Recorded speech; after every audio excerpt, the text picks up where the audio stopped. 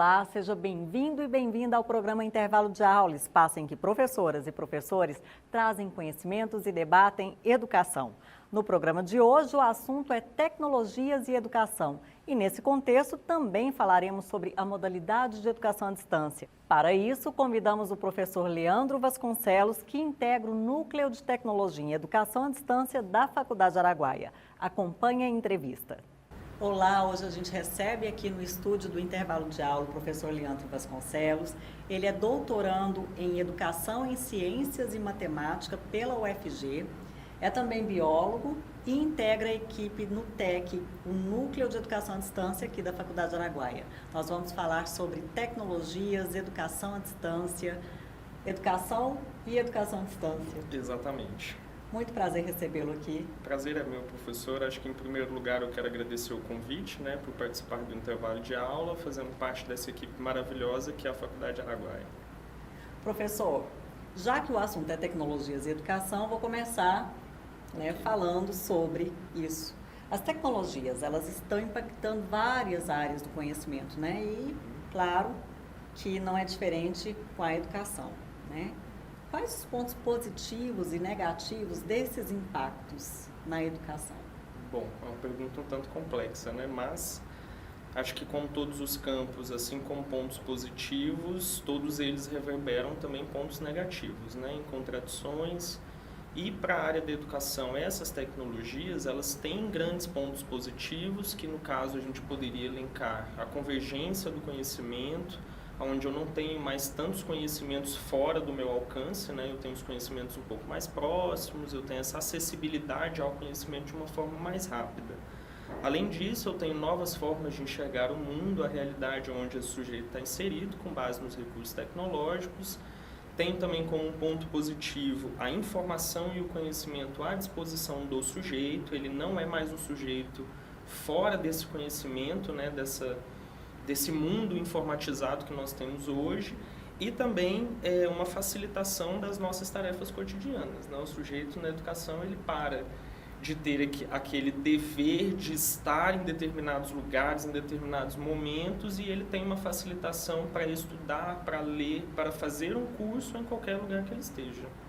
E de pontos negativos, eu tenho alguns pontos que são de extrema importância, que o primeiro deles é a alta flexibilização do trabalho, que com as tecnologias o sujeito ele acaba passando a se adaptar às diversas realidades.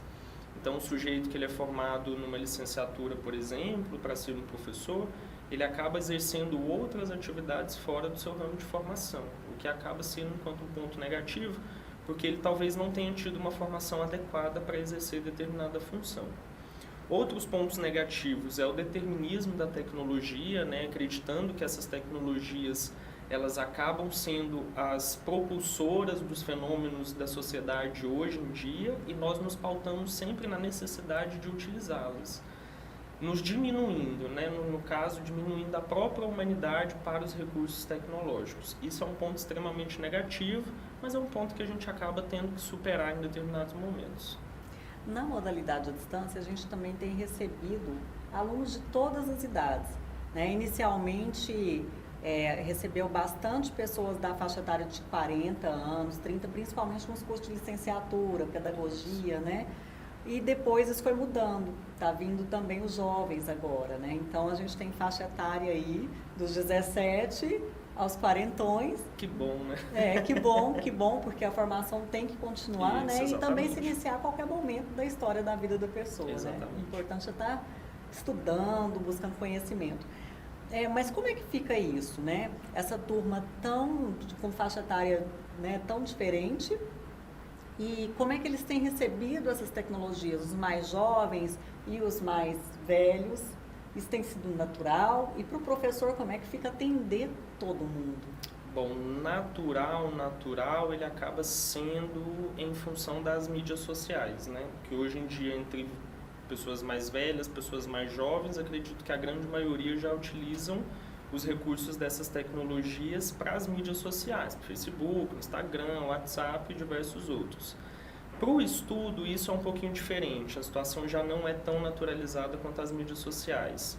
A LDB, que ela foi reformulada em 1996, ela trata dessa especificidade da implementação das discussões tecnológicas no ensino em todos os níveis de ensino, desde a educação infantil até a educação superior, profissionalizante. No entanto, muitos professores que foram formados antes dessa readequação da LDB e que estão dentro de sala hoje, formando novas pessoas, seja no ensino básico ou no ensino superior, acabam não tendo esse manejo, essa aproximação do que são os recursos tecnológicos para a sala de aula. Aí as coisas acabam não sendo tão naturalizadas. Mas o acesso ele é de fato facilitado, né? Então o sujeito ele tem a oportunidade de aprender em qualquer momento a utilização, seja para uma mídia social, seja para um processo educativo. E a tecnologia, quando ela não traz essa resistência do uso, ela traz um encantamento, né? É importante aí chamar a atenção para esse encantamento em relação à técnica, né? Porque a técnica, ela nem sempre é o passo primordial para o processo educativo, né? As relações humanas, muito mais subjetivas do que técnicas, elas fazem parte de um processo mais emancipatório, mais humano. Então é isso aí. Ela vem como adendo, né? Exatamente. E não para substituir. Exato. Bom, a gente está falando então sobre esse processo mais humano e que a máquina ainda não consegue fazer, né? E eu espero que nunca consiga. Esperamos. As metodologias ativas, que é você colocar o aluno como centro, né? Dar autonomia para ele no processo de ensino-aprendizagem e que ele vai levar isso para a vida, né? Exato. Fala um pouco sobre elas e como elas também vêm impactando a educação. Bom, trabalhar com metodologias ativas é um pouco complexo também, tendo em vista que nem sempre o aluno é de fato o principal sujeito do processo de ensino e aprendizagem, né? Eu tenho ele como um sujeito ativo no movimento, mas eu não excluo o papel do professor também enquanto um mediador para sistematizar aquele conhecimento que está sendo trabalhado. Nas metodologias ativas, a tecnologia ela é de fato o foco principal dessa situação, né? Eu tenho, por exemplo, a sala de aula invertida, onde eu encaminho materiais de estudos, de leituras para os meus alunos para que eles consigam ter um domínio prévio, né, desse conhecimento antes de chegar na sala de aula presencial. Para que quando ele chegue nessa sala, eu consiga, a partir dos momentos de leitura, discutir com esses alunos as questões que são essenciais do texto, do material que foi lido, que foi discutido anteriormente por esses sujeitos, né? Seja no ambiente virtual ou seja lá em qualquer outro espaço que não a sala de aula física. E aí quando esse aluno ele chega para esse momento de discussão, o professor ele precisa ter um certo discernimento de que ele também precisa participar de forma ativa do movimento. O professor ele não se isenta desse movimento de atividade, de formulação, de discussão, de sistematização desse conhecimento quando ele trabalha com as metodologias ativas, que é um pensamento que muitos dos professores possuem hoje em dia, de tirar a sua condição de docente, de professor, daquele que sistematiza o conhecimento e colocar o aluno como sujeito ativo do aprendizado. E na verdade não é, né? Essas metodologias ativas elas acabam sendo metodologias para, não sei se inovar o ensino, mas para agregar o ensino de uma forma a que o aluno ele aprenda com ferramentas que estejam mais próximas do seu cotidiano, né? Que são os smartphones, os tablets, os computadores. Hoje nós temos 50% da população brasileira que tem um acesso recorrente a esses aparatos, mas nós temos também grupos que não possuem acesso a esses aparatos. Ou seja, não deve excluir em momento algum a mediação do professor. Exatamente. O professor ele sempre terá um papel fundamental nesse processo, seja pelas metodologias ativas, seja pela modalidade presencial, seja pela modalidade AD.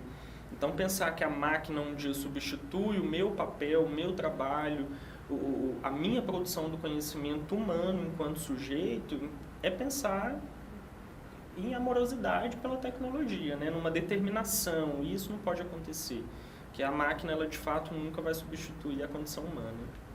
Bom, falando de tecnologias, vamos lá para a modalidade à distância, porque hoje falar em modalidade à distância não tem como, né? Tem que ter o aparato da internet, o computador. Fala um pouco sobre a modalidade à distância e como é que ela funciona aqui na Faculdade Araguaia, até porque você coordenou toda a equipe aqui durante muitos anos, né? E agora ainda integra a equipe do NUTEC, que é o Núcleo de Tecnologia da Faculdade Araguaia. Exatamente. Assim, eu sou muito feliz, muito contente por esse processo que eu tive aqui, frente à coordenação dessa equipe maravilhosa.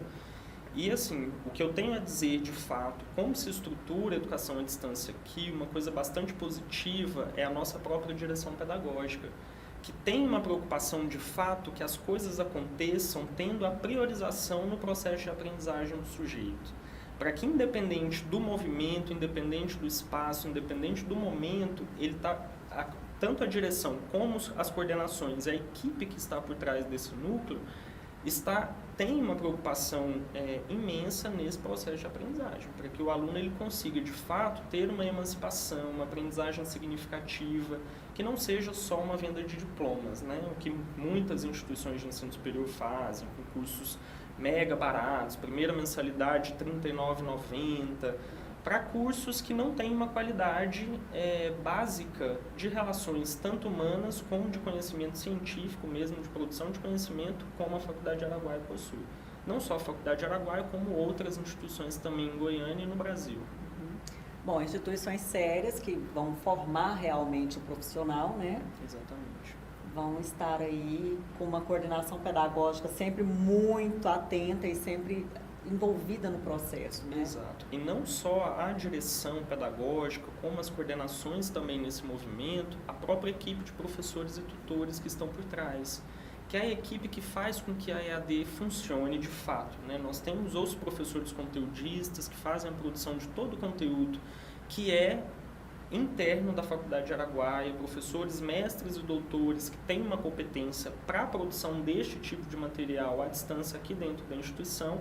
E nós temos a equipe dos professores formadores que participam das atividades presenciais desses alunos, os professores tutores, que são o suprassumo da condição de funcionamento da educação à distância, que são aqueles responsáveis pela organização e manutenção e funcionamento de um curso à distância. Então, meu grande abraço a todos os tutores de educação à distância que estão nos assistindo. Vocês são, de fato, a peça-chave que está aqui nesse tipo de formação dentro da modalidade à distância.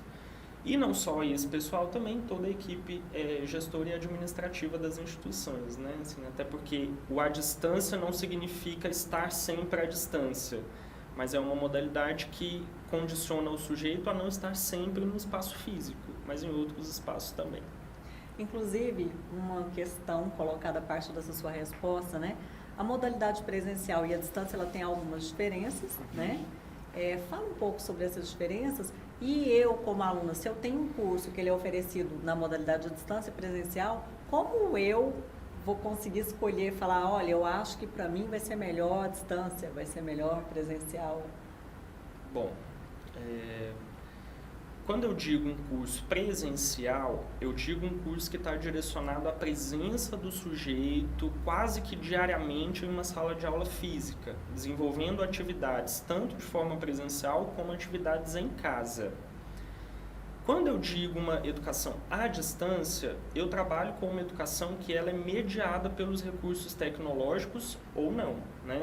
Das novas tecnologias ou não, porque eu tenho educação à distância que ela pode ser online, e eu tenho educação à distância que pode ser feita de forma, por exemplo, como o Telecurso 2000, por televisão, por rádio, por cartas. Então, a educação à distância, ela pressupõe que o aluno desenvolva atividades de aprendizagem em tempos e espaços distintos aos da sala de aula, né? Em comunicações que podem ser síncronas, em tempo real, ou assíncronas, em tempos diferentes, como, por exemplo, videoaulas gravadas ou debates que são gravados, que depois servirão para a condição desse sujeito na construção do conhecimento. Quanto à escolha do curso, eu acho que depende bastante da própria condição do contexto do sujeito.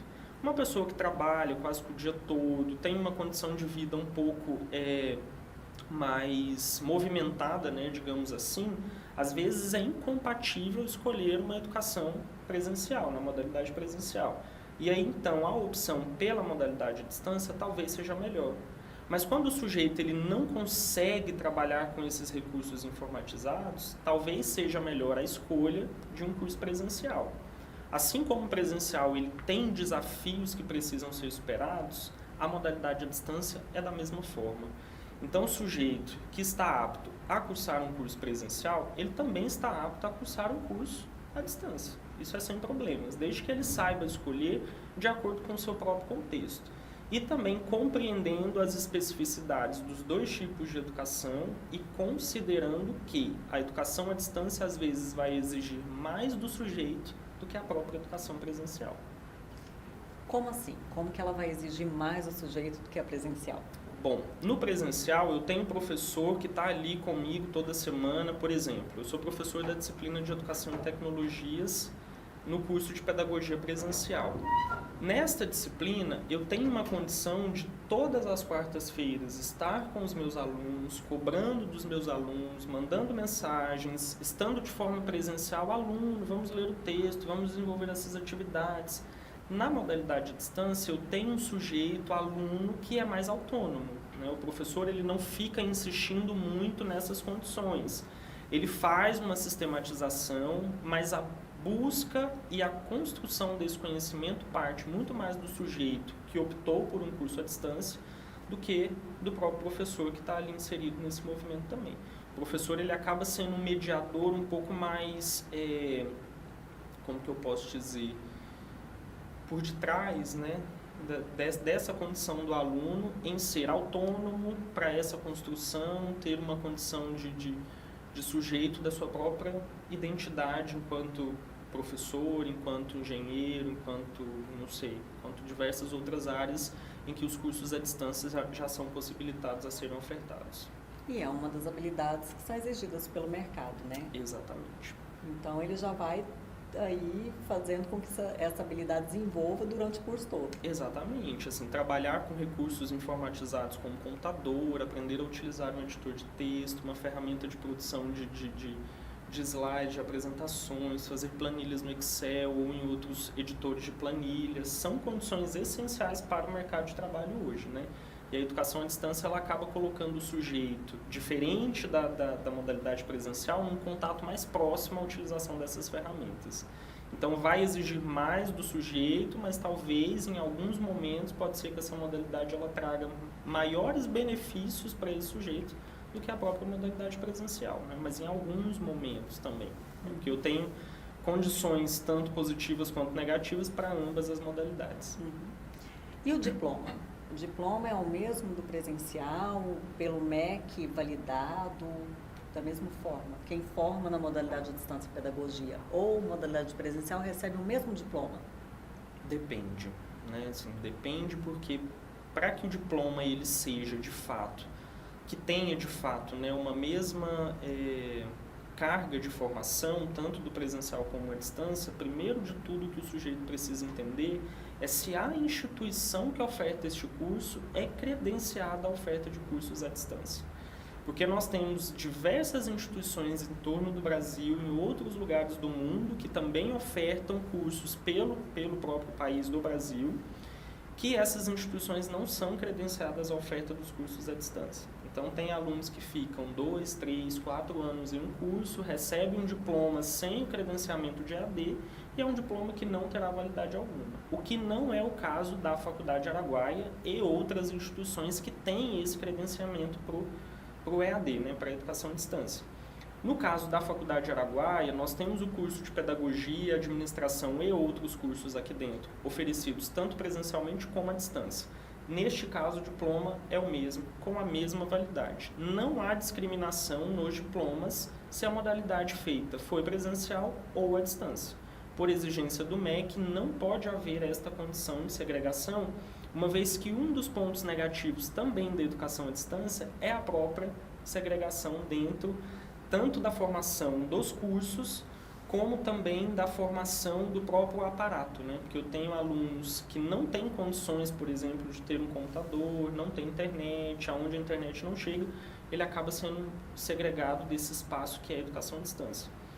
No caso dos diplomas, da mesma forma, né? Eu tenho aqui aquelas pessoas que olham a educação à distância com maus olhos, alguns empregadores, algumas empresas que olharão a educação à distância com maus olhos, e eu tenho aqueles que olham a própria educação presencial também com maus olhos, né? Então, nessa condição, é muito importante que o sujeito se atente primeiro ao credenciamento.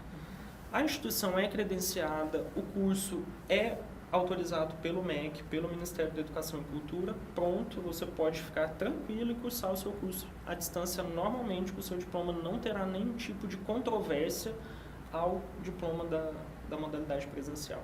Ou seja, a mesma validade, nem escrito que é na modalidade à distância. Exatamente. Vai estar, né? Exatamente. Porque o MEC entende que isso segregaria. Exatamente. Por exemplo, eu já trabalhei há um tempo atrás no modelo da UAB pela UEG como tutor, num curso de licenciatura em Biologia. E eu coloco as minhas mãos no fogo por alguns alunos que eu tenho certeza que foram muito mais bem formados do que alunos que estavam comigo durante o meu processo de formação na graduação em um curso presencial de licenciatura em Biologia. Então, eu tenho alunos do EAD que saem muito mais bem formados, né, numa compreensão mais crítica, de compreender a realidade numa forma social e nunca individualmente, num processo de emancipação, de consciência de que aquele conhecimento ele é de fato significativo para o seu dia a dia. Em contrapartida, eu tenho alunos que se formam no presencial que não sabem fazer uma conta mínima ou que não sabem ter uma condição de diálogo com alguma outra pessoa. Então, são contextos diferentes, né, para cada escolha. Bom, falar em educação à distância não soa estranho em relação às novas tecnologias que permitem, né, esses encontros simultâneos, interativos, em tempo real? Bom, sim, sou estranho em alguns momentos, né? Como a gente já teve um levantamento um pouco próximo dessa discussão anteriormente, nós temos dois tipos de educação à distância. Nós temos aquela educação à distância que é feita por TV, por rádio, por cartas, que não exigem essas novas tecnologias digitais, como o computador, o tablet, o smartphone, e nós temos a educação à distância que é a educação online, que exige que o aluno tenha esta condição, né? Ou de ter um computador, um tablet, um smartphone conectado à internet em alguns momentos. Porque na educação à distância online eu tenho a comunicação que é síncrona, né, feita ao vivo, simultaneamente. Eu e você estamos fazendo uma comunicação assíncrona, você, professora Tatiana, no outro espaço, eu na minha casa, por exemplo, os dois conversando via webconferência, tranquila, ao vivo, no mesmo espaço de tempo, mas em espaços físicos distintos. Na educação à distância, que não é feita de forma online, eu tenho, na maioria das vezes, aquela comunicação que é assíncrona, né? Sempre. Na online eu tenho síncrona e assíncrona, mas na educação à distância, que não é online, eu tenho muito mais a comunicação assíncrona, que é feita de forma não, como que eu posso dizer, não simultânea, né? Entre as duas pessoas ou os grupos que estão trabalhando naqueles momentos. E aí eu acho que a educação à distância ela vem muito mais para quebrar a barreira da proximidade. Assim, nós não precisamos estar próximos no mesmo espaço para que a educação aconteça. Nós poderemos estar distantes em espaços distintos para que essa educação ela seja de fato uma educação que emancipe o sujeito para a nossa sociedade hoje. Só para fechar, quais as orientações, dicas que você deixa para aquele aluno que tem interesse em fazer um curso na educação à distância?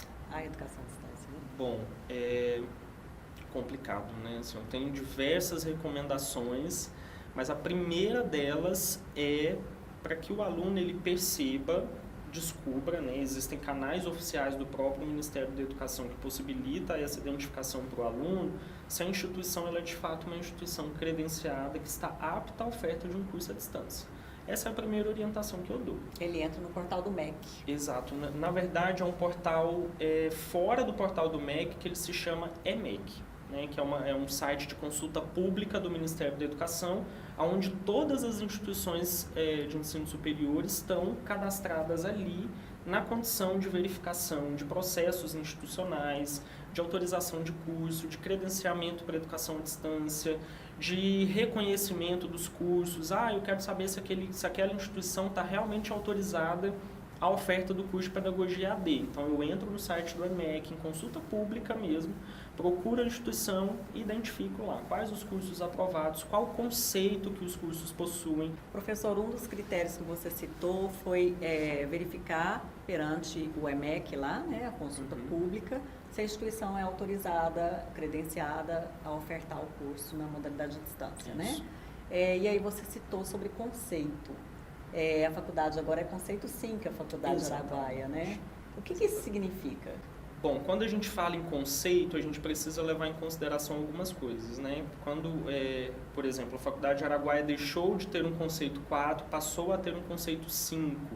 Significa que o MEC, em sua propriedade, ele veio até a instituição, né? Ele encaminhou professores aptos a fazer essa visita técnica aqui dentro da instituição, para fazer o reconhecimento do corpo docente, da organização administrativa, do corpo de tutores, de como que a educação à distância é oferecida, quais as condições dos cursos presenciais oferecidos aqui também, de pós-graduação, de ensino, pesquisa e extensão. E a nota 5, no caso, é a nota máxima que o MEC atribui dentro dos conceitos, né? Então, assim, é uma importância muito grande para a instituição, que também gera agora uma necessidade da instituição se adequar a novas práticas, a uma condição de manter a qualidade do seu ensino, da sua organização, o que já é de fato bem organizado, né? Mas a gente não pode parar no tempo. Continua sendo um desafio, porque a gente sempre quer melhorar, né, estar à frente e proporcionar o melhor para a formação humana e formação profissional. Exatamente. Nós temos um corpo de docentes composto por mestres e doutores, tanto no presencial como no à distância. Nós temos os tutores dentro da educação à distância, que são com grau mínimo de especialistas, mas temos mestres também trabalhando como tutores, os professores conteudistas, mestres e doutores, equipe de pós-graduação, grupos de pesquisa, grupos de extensão. São atividades diversas que colocam a Faculdade de Araguaia à frente de muitas outras instituições. E você faz parte dessa história? Faço. E fico muito feliz com isso. Professor, muito obrigada por todos os conhecimentos que você trouxe aqui para o intervalo de aula, para o nosso público. Eu que agradeço, professor. Agradeço ao público, agradeço muito a chamada, o convite também. E eu estou sempre aberto, sempre que precisarem.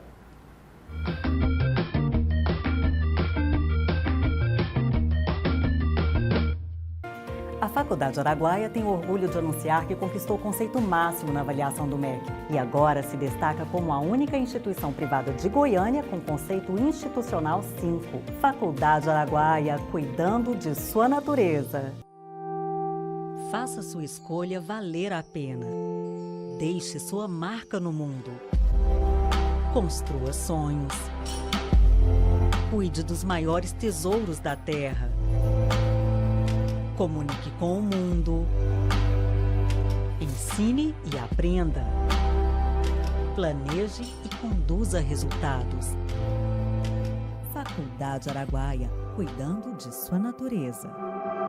Estude na Faculdade Araguaia no período matutino e garanta até 50% de desconto durante todo o curso. Na Faculdade Araguaia são mais de 30 opções de cursos presenciais e à distância. Conheça todos. Faculdade Araguaia, conceito institucional máximo pelo MEC. Descubra a sua natureza.